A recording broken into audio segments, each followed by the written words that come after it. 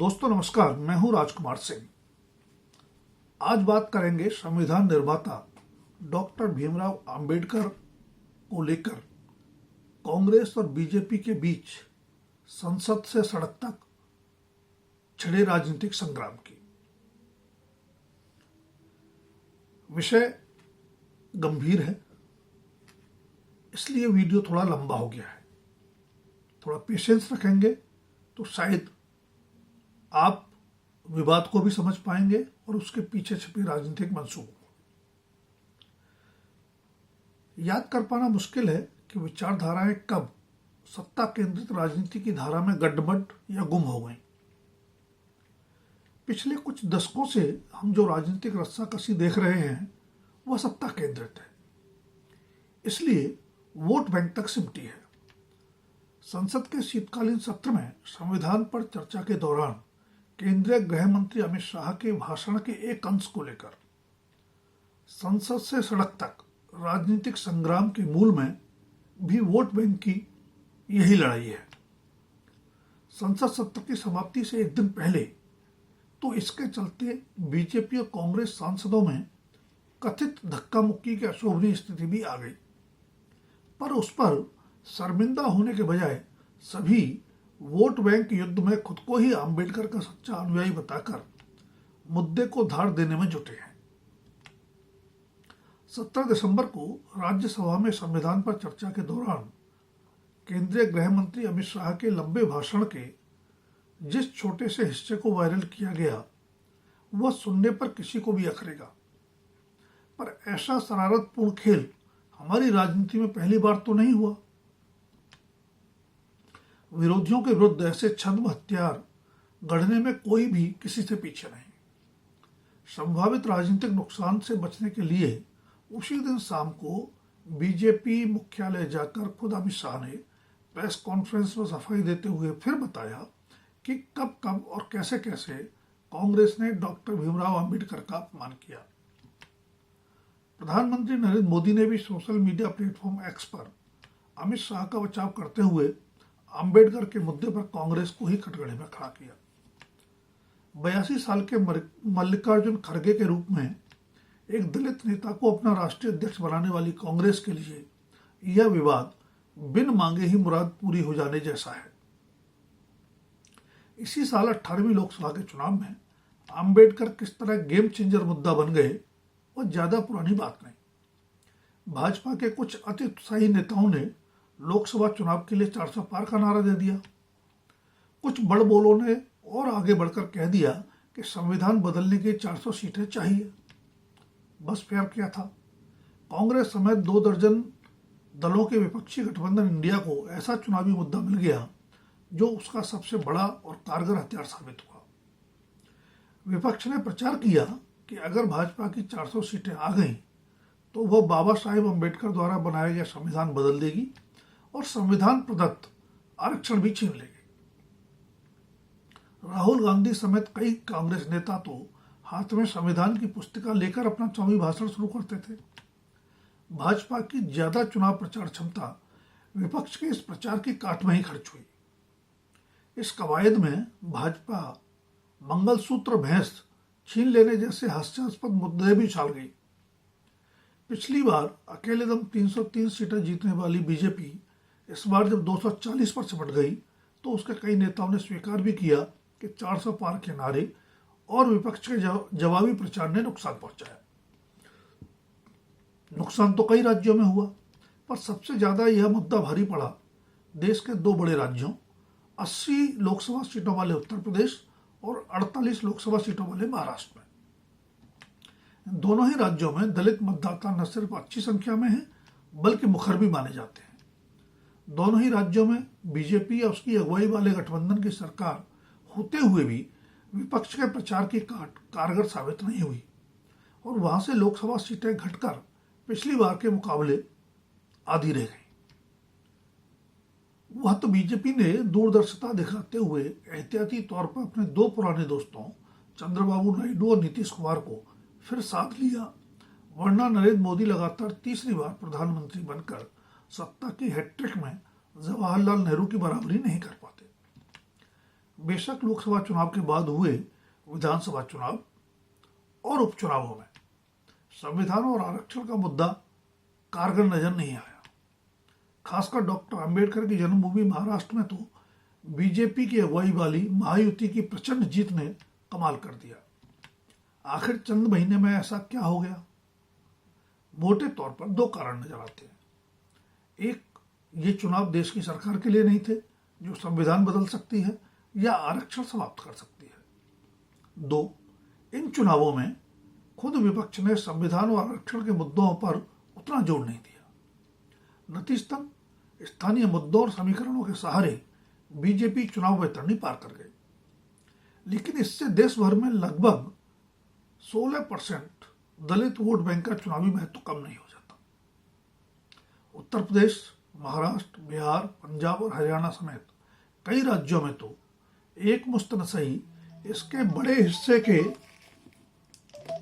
समर्थन से ही हार जीत की बाजी पलट जाती है। उत्तर प्रदेश में आखिर मायावती इसी की बदौलत 4 बार मुख्यमंत्री बनने का समीकरण बिठाने में सफल रही। बिहार में रामविलास पासवान का भी मुख्य जनाधार दलित वर्ग ही रहा। अपने निधन के 68 साल बाद भी डॉक्टर भीमराव अंबेडकर ही दलितों के सबसे बड़े सम्मान प्रतीक हैं। यह कहना ज्यादा सही होगा कि वह दलितों के मसीहा हैं जिन्हें वे पूजते भी हैं। इसलिए चुनाव दर चुनाव अंबेडकर के अनुयायियों को साधने की यह जंग हमें किसी न किसी रूप में दिखती रहेगी।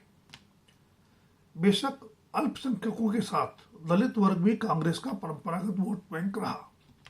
इसमें पहली बड़ी सेंध बहुजन समाज पार्टी बनाकर कांसीराम ने लगाई। बाद में सत्ता की बिसात बिछाते हुए मायावती उसे पूरी तरह कांग्रेस से दूर ले गई। एक से अधिक बार अपने समर्थन से मायावती को मुख्यमंत्री बनवाने वाली बीजेपी के चुनावी एजेंडे पर दलित तभी से रहे हैं। मायावती के सजातीय कोर वोट बैंक से इतर दलित वर्ग में राष्ट्रीय स्वयंसेवक संघ यानी आरएसएस के सामाजिक समरसता कार्यक्रम से सेंध लगाने में बीजेपी को सफलता भी मिली। पर परंपरागत वोट बैंक समीकरण पूरी तरह गड़बड़ाए 2014 की लोकसभा चुनाव में और उसके बाद। नरेंद्र मोदी के पहले चुनावी चेहरा और फिर प्रधानमंत्री बनने से बीजेपी की शहरी सवर्ण वर्ग की पार्टी की पुरानी छवि जितनी तेजी से टूटी उतनी ही तेजी से उसकी सर्व समाज में स्वीकार्यता बढ़ती गई। परिणाम स्वरूप दशकों तक शहरी सवर्ण वर्ग की पार्टी मानी गई बीजेपी के टिकट पर बड़ी संख्या में ओबीसी और दलित सांसद जीते। देश की सबसे पुरानी राजनीतिक पार्टी कांग्रेस के ऐतिहासिक चुनावी पराभव का सबसे बड़ा कारण भी यही रहा कि 1990 में मंडल बनाम कमंडल ध्रुवीकरण के बाद उसके सारे परंपरागत वोट बैंक ढहते चले गए। कहीं कहीं सपा, बसपा, राजद जैसे क्षेत्रीय दल उसके जनाधार पर खड़े हो गए तो दक्षिण भारत से इतर शेष देश में बीजेपी उसके वोट बैंक में बड़ी सेंधमारी करने में सफल रही। ऐसे में कांग्रेस के समक्ष दो ही विकल्प बचे। बीजेपी सरकार के विरुद्ध एंटी इनकम्बेंसी यानी सत्ता विरोधी भावना के सहारे सत्ता में वापसी का इंतजार करे जैसा कि 2004 में हुआ, या फिर अपने खोए हुए वोट बैंक को वापस पाने की कवायद करे। वैसे 2004 की पुनरावृत्ति अब संभव नहीं लगती क्योंकि तब तक कांग्रेस के परंपरागत वोट बैंक में बीजेपी सेंध नहीं लगा पाई थी और अटल बिहारी वाजपेयी की दल से बाहर भी स्वीकार्यता के बल पर ही 2 दर्जन से ज्यादा दलों के गठबंधन एनडीए की सरकार का नेतृत्व कर रही थी। इसलिए कांग्रेस के पास पुराने परंपरागत वोट बैंक को वापस पाने की कवायद के अलावा दूसरा विकल्प शायद है ही नहीं। कर्नाटक और तेलंगाना विधानसभा चुनाव के बाद 18वीं लोकसभा के चुनाव भी बताते हैं कि देश भर में अल्पसंख्यक वोट बैंक मोटे तौर पर कांग्रेस या उसके गठबंधन के साथ गोलबंद हो रहा है। ओबीसी वोट बैंक की कांग्रेस के पाले में वापसी मुश्किल लगती है क्योंकि उत्तर प्रदेश में अखिलेश यादव की समाजवादी पार्टी और बिहार में लालू तेजस्वी का राष्ट्रीय जनता दल उसकी स्वाभाविक पसंद बने हुए हैं। ये दल गठबंधन में साथ हैं, इसलिए भी शायद कांग्रेस ओबीसी वोट बैंक के लिए ज्यादा कवायद नहीं कर सकती। लेकिन दलित वोट बैंक इस समय लगभग नेतृत्वहीन है। कारण तो मायावती बेहतर जानती होंगी, पर पिछले एक दशक से उनकी चुनावी राजनीति आत्मघाती साबित हुई है।